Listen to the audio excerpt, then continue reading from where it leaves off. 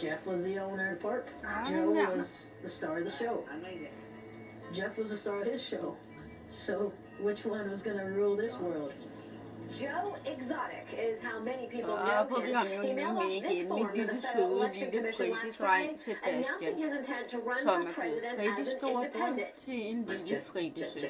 Whenever you're ready. Og hun skal hedde Putte, og hun er først klar til at flytte fra sin fritte mor den 5. maj i år. Hello, ladies and gentlemen of America. Hey, can you shut that up for a minute? When he said he was going to run for president, about floored me. I said, holy crap, man. I got a chance. I got a chance. He actually thought he had a chance. He didn't have a chance.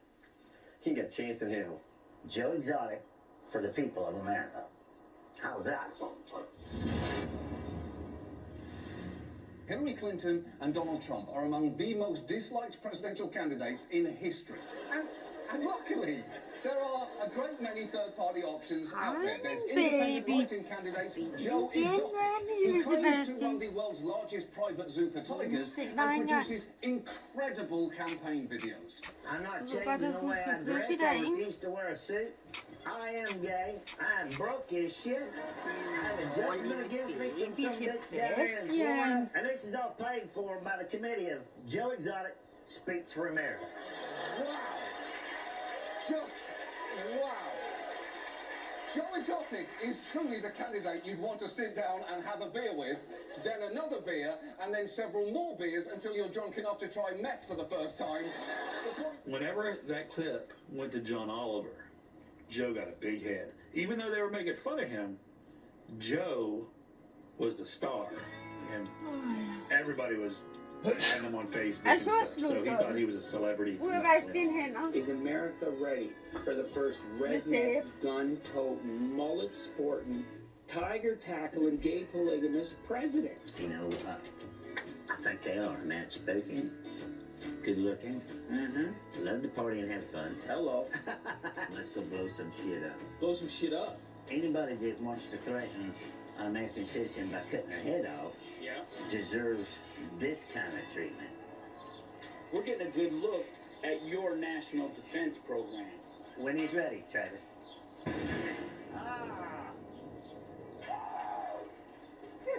That's how we take care of ISIS right there, buddy. Dude, that went right through me. I was Joe's campaign manager for about a year and a half. It was the worst experience of my life. It was horrible. Horrible, horrible.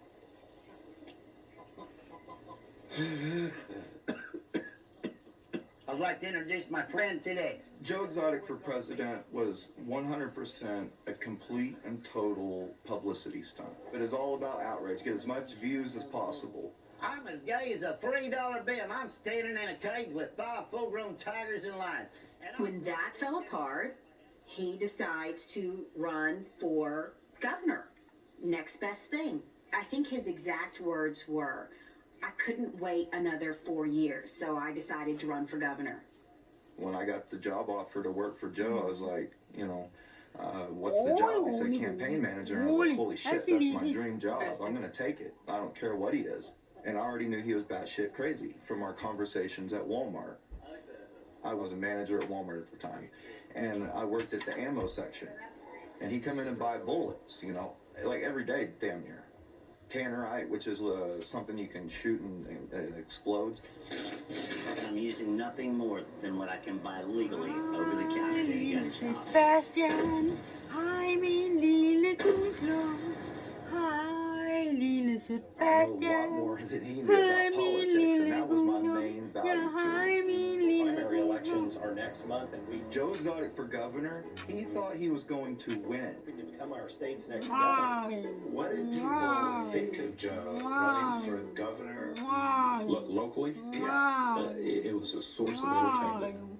You are a political anomaly. And on Twitter, you know, you're not afraid to respond to viewers with experts. Guess what, motherfucker? When people run for any sort of election, there's a lot of glad handing, there's a lot of baby kissing. Joe passed out condoms with his face on them. Political condoms. Vote for me or you need this because you're screwed. And of course, you put it to social media, the comments are endless. Probably got more hits talking about him than really the content of everyone else who was running. It's more entertainment. What are you doing? Hi, baby. No, this is Sebastian, though. What a wild Interesting morning. Joe is running for governor of Oklahoma as a libertarian. He had no idea what a libertarian is. He still has no idea what a libertarian is. I'd like to introduce my wife, but my husband's at home feeding my brand new baby kangaroo. I always wanted to say that. Our eventual platform was my platform, and that was less government, less spending, less bills.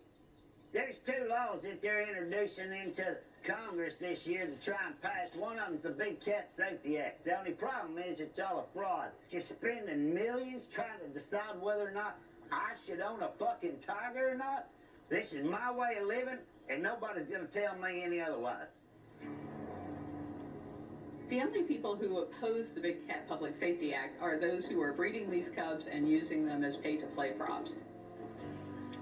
This is a sweeping federal bill. It will cover all of those states, and nobody will be allowed to be keeping these big cats as pets any longer, or breeding them, or using them as pay-to-play props. You want to know how come these people can get everything that they want introduced into law? Carol Baskin and Howard Baskin spend most of their time and most of their money sucking ass to the politicians. They want to take it all away from us. This seems entirely un-American, entirely unconstitutional to me. Doc Antle brought exotic cats into the halls of Congress because if you can get somebody to sit down and pet a cheetah and have their picture made, then when I come in there and say, this is really cruel and that's why it's cruel, they've already done it. So they're like, well, if I say this is cruel now, people are going to say I'm a hypocrite. And so our opponents are really smart in the way that they get out there ahead of us in a way that we just can't. I mean, we're not going to take wild animals into public buildings to make our point.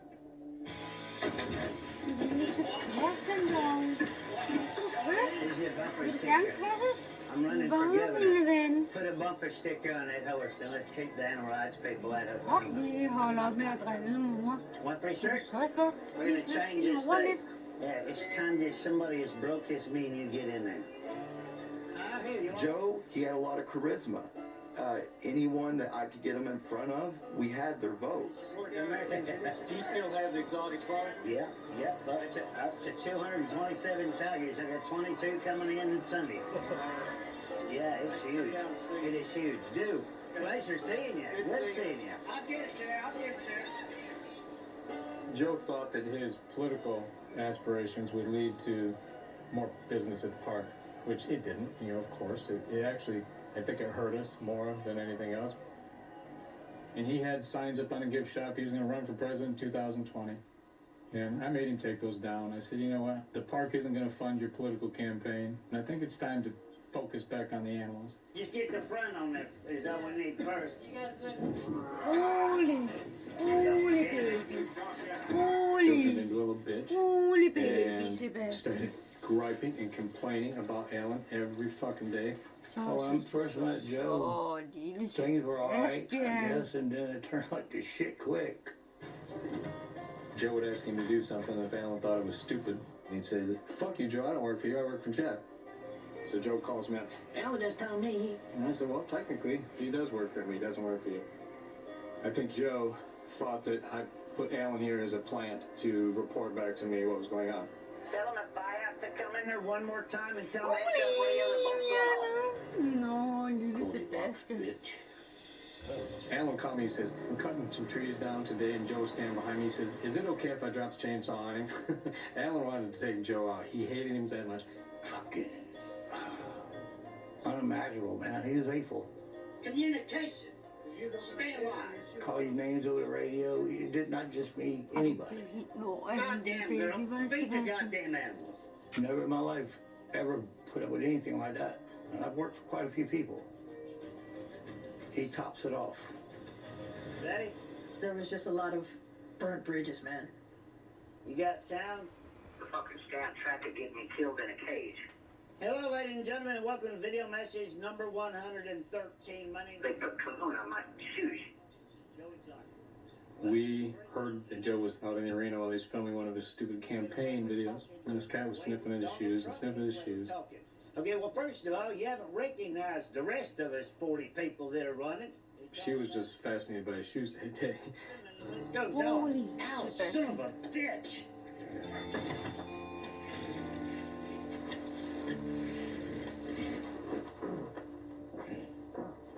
Clark, damn you! Here's all these people filming Joe being dragged around and nobody's going in there to rescue him. Get out! Go! Get! And nobody helped me. Nobody. Get out of here, you bitch! He came out with a story. Han er nødt til at Somebody besvare put sig jo. something on my shoes to get that cat to attack me. I'm gonna shoot you right between the fucking eyes, bitch! What scent makes a liger attack your shoe? If I were gonna, if somebody wanted to kill you, then they would put like sardine oil all over you. Something that the cat wants to eat, not something the cat wants to drool on. Because the perfume, that's all they want to do is just drool all over it. They're just like, All of the confusion that the Carol Baskin lawsuits were causing him, and all the money was costing him. Somebody like Joe just goes crazy. His mood swings are significant. I don't give a shit. Next time you're in jail and you're homeless, be sure you don't call me. You want to see how crazy it gets? He didn't care who he hurt. He didn't care who he stepped on. Okay, don't touch. This is my fucking meat. Yeah, Joe was very controlling. John Finley got to visit his brother in Texas when he was like that. He didn't want him to go. He wanted him back the same day. Sebastian dog. I don't know how much love was involved, but I'm sure it was the cars that he bought John Finley, the guns he bought John Finley, the four-wheelers he bought John Finley. No, This gun right here, Sebastian. Joe bought for me. I mean, I like pink camo. A lot of people make fun of me for it, but you know what? It's just something I like. He was showering me with gifts and stuff. He bought me a truck. Actually bought me like 4 or 5 different trucks. If they wanted it, they got it. I mean, all they had to do is ask. And I think that's how he kept them close to him. John and Travis are both 19 when they met Joe. And at 19 years old, man, the one thing that a 19-year-old guy wants to do is party, have fun, live it up, no tomorrows. Travis didn't really work it to zero. He just rode his four-wheelers and shot his guns at the lake and the river. Travis was a pothead from hell, and who cares? That's all Travis had in his life. He was trapped here in Wynnewood, a boy from Cali, and Joe kept him pumped full of weed to keep him from waking up and realizing this isn't a life to live. Nå, hva? Er du så sød? I knew there was drug Sebastian. use going on because of statements made by John and Joe. Girls, I've always been worried about you being a spy. Run. I've had my days of coke. I had my days of drinking. I had my days of meth. And this is my mother-in-law. Run.